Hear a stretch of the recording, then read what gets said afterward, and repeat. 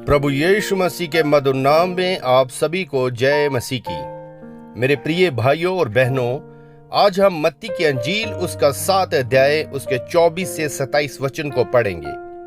इसलिए जो कोई मेरी ये बातें सुनकर उन्हें मानता है वह उस बुद्धिमान मनुष्य के नाई ठहरेगा जिसने अपना घर चट्टान पर बनाया।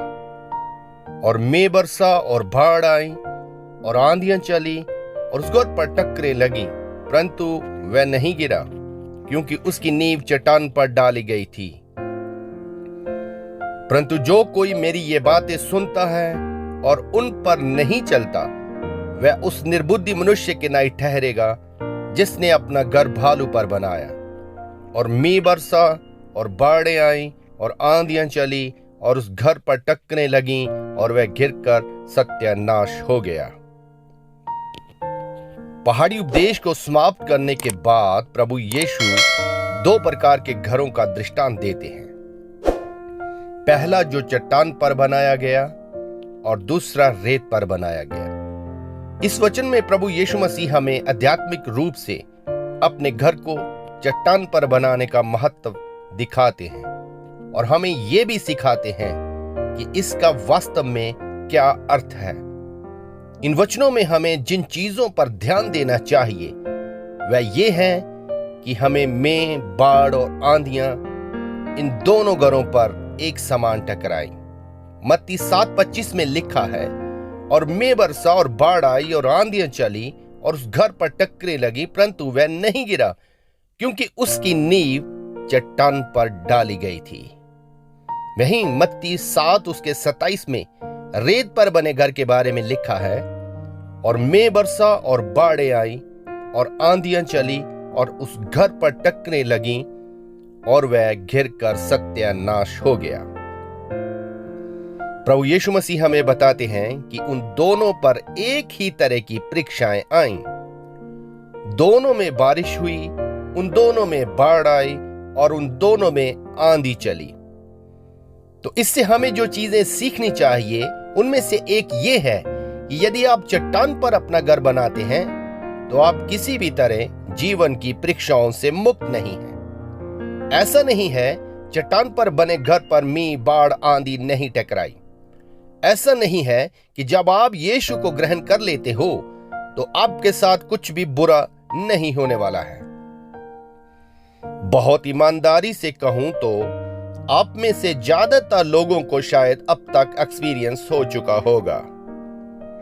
एक विश्वासी के रूप में आप अभी भी बीमार होते हैं, आपको अभी भी तरह तरह की समस्याओं का सामना करना पड़ता है, क्योंकि 2 तिमोथियस 3:12 में परमेश्वर का वचन कहता है, पर जितने मसीह यीशु में भक्ति के साथ जीवन बिताना चाहते हैं वे सब सताए जाएंगे। यदि आप ये पहले से नहीं जानते हैं तो आपको इसे आज ही समझ लेने की जरूरत है। सुसमाचार ये नहीं कि यीशु को ग्रहण करने से सांसारिक जीवन में सब कुछ सहज और आसान हो जाएगा। यदि आपको ऐसा कहा जाता है कि चर्च जाने से आपके घर पर मेंह, बाढ़ या आंधी कभी नहीं टकराएगी, तो यह सच नहीं है। यदि आप ऐसा मानते हैं तो आप खुद को और दूसरों को बहुत बड़ी निराशा के लिए तैयार कर रहे हैं। या यूं कहूं तो मैंने कुछ विश्वासी लोगों को पीछे मुड़ते देखा है क्योंकि उनको प्रॉस्पेरिटी गॉस्पेल सुनाया गया था, झूठी भविष्यवाणी की गई थी। वास्तव में उनको आज्ञा नहीं आशीष चाहिए थी, परंतु जब परीक्षा आई तो उनका वह घर टिक न सका। धरती पर के जीवन में हर किसी के लिए बारिश, बाढ़ और आंधियां एक समान है। उनके लिए भी जो चट्टान पर अपना घर बनाते हैं और उनके लिए भी जो रेत पर अपना घर बनाते हैं। जीवन में तूफान सभी के लिए आम है। अंतर ये नहीं कि एक विश्वासी के रूप में आपको तूफान नहीं झेलना पड़ेगा, बल्कि अंतर ये है कि आपके पास एक बुनियाद है जो आपको तूफानों में भी अड़े और खड़े रहने के योग्य बनाती है। उसी तरह से यीशु का अनुयायी होना आपको बारिश और बाढ़ और आंधियां और आपके जीवन में सभी प्रकार की परीक्षाओं से नहीं बचाएगा, लेकिन जब आप उन चीजों का सामना करेंगे तो आपके पास शांति और ताकत होगी और आप अड़े रहेंगे और गिरेंगे नहीं। लेकिन हमें यह समझना होगा कि चट्टान पर अपना घर बनाने का क्या अर्थ है। इसका वे मतलब नहीं जो आज बहुत से लोग सोचते हैं। बहुत से लोग सोचते हैं कि चट्टान पर अपना घर बनाने का अर्थ यह है कि यीशु मसीह को अपनी चट्टान बनाना। लोग ऐसी बातें कहते हैं, यीशु मेरी चट्टान है इसलिए मैं खड़ा रहूंगा और गिरूंगा नहीं। खैर, यह कहना कि यीशु आपकी चट्टान है विश्वास का एक महान अंगीकार है, यह अच्छा है। लेकिन यीशु यहां इन वचनों में कुछ और कहना चाह रहे हैं। याद रखें, यीशु ने कहा था, हर कोई जो मुझे हे प्रभु कहता है वह स्वर्ग के राज्य में प्रवेश नहीं करेगा। तो सिर्फ कहने मात्र से नहीं चट्टान पर घर बनता। तो फिर चट्टान पर अपना घर बनाने का क्या अर्थ है? हमें यह याद रखने की आवश्यकता है कि यह एक शिक्षा है जो यीशु ने हमें यहां दी है। वह वचन 24 में कहते हैं कि जो कोई मेरे इन वचनों को सुनता है और उन पर चलता है वह उस आदमी के समान है जिसने अपना घर चट्टान पर बनाया है। वचन 26 में वह कहते हैं कि जिस आदमी ने रेत पर अपना घर बनाया वह उस आदमी के समान है जो मेरे ये शब्द सुनता है और उन पर अमल नहीं करता। चट्टान पर घर बनाने का मतलब वही करना है जो यीशु कहते हैं, और रेत पर घर बनाने का मतलब वह नहीं करना जो यीशु कहते हैं। यहां एकमात्र अंतर यह है, यीशु जो कहते हैं वे करें या ना करें। मुझे लगता है कि ये चर्च जाने वालों के लिए महत्वपूर्ण है। जैसा कि हम देखते हैं कि ऐसे बहुत से लोग हैं जो चर्च में आते हैं और सोचते हैं मैंने अपना घर चट्टान पर बनाया। मैं हर रविवार को चर्च जाता हूं, मैं प्रभु का वचन सुनता हूं। लेकिन आपको यह समझ लेना होगा, ये दृष्टांत में दोनों व्यक्तियों ने यीशु के वचनों को सुना है, परंतु अंतर यह है कि एक ने जो सुना उसे पूरा किया और दूसरे ने भी सुना लेकिन उस पर अमल नहीं किया। मुझे घटना याद है, हाल ही में जब मैं और मेरे पिताजी हमारे एक रिश्तेदार के घर शादी समारोह पर गए थे, वहां एक अंकल ने मेरे पिताजी को सलाह दी कि फलां चर्च में जाकर अपने कानों में तेल डलवा लो, क्योंकि उनको लगता था कि मेरे पिताजी को सुनने में थोड़ी दिक्कत हो रही थी। वह अंकल मेरे पिताजी के बारे में नहीं जानता था कि मेरे पिताजी पिछले 40 वर्षों से बहुत ही ईमानदारी से प्रभु की खिदमत कर रहे हैं। मैं उनकी तारीफ इसलिए नहीं कर रहा हूं क्योंकि वे मेरे पिता हैं, बल्कि इसलिए कि मैंने उनको बहुत करीब से देखा है। बिना शक वह एक ईमानदार और मेहनती प्रभु सेवक है। उस घर में बैठे बैठे मैंने देखा कि कैसे वह व्यक्ति बातों बातों में मुंह से गाली देता जा रहा था और कुछ देर बाद वह टेबल पर बैठकर अपने साथियों समेत जमकर दारू पीने लगा।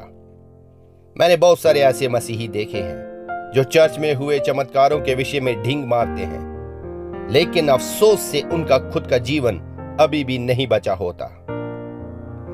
हेरोदिस, दुष्ट राजा जो यीशु और यूहन्ना बपतिस्मा देने वाले के समय में था, अपने भाई की पत्नी के साथ व्यभिचारी था और उसने यूहन्ना बपतिस्मा देने वाले को गिरफ्तार कर लिया था, क्योंकि यूहन्ना बपतिस्मा देने वाला हेरोदिस जो कर रहा था उसके खिलाफ प्रचार करता था।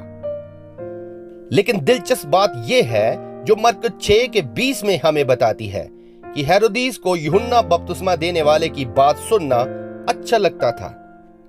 यह दुष्ट राजा खुलेआम व्यभिचार में रहते हुए परमेश्वर के वचनों को सुनने का आनंद लेता था। आपको पता है कड़वी सच्चाई क्या है? आज यहां हम में से कुछ लोग उस दुष्ट राजा हेरोदिस के समान हैं।